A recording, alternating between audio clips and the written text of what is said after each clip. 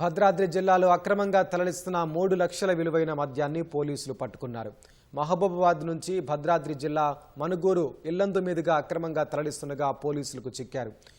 మనుగూరుకు చెందిన బోడా బాలాజీ ఓ కారులో అక్రమంగా మద్యం సీసాలను తరలిస్తుండగా పోలీసులకు అనుమానం రావడంతో కారును తనిఖీ చేశారు. కేసు నమోదు చేసి విచారణ చేస్తున్నట్టు పోలీసులు తెలిపారు.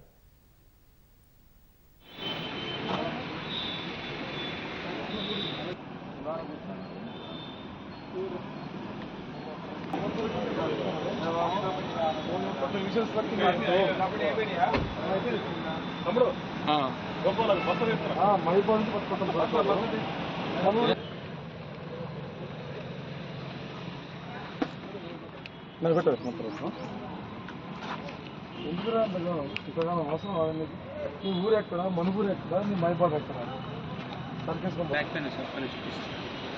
ఎట్ట పెట్టుకున్నావు మరి ఏంది అబ్బాయి రమ్మను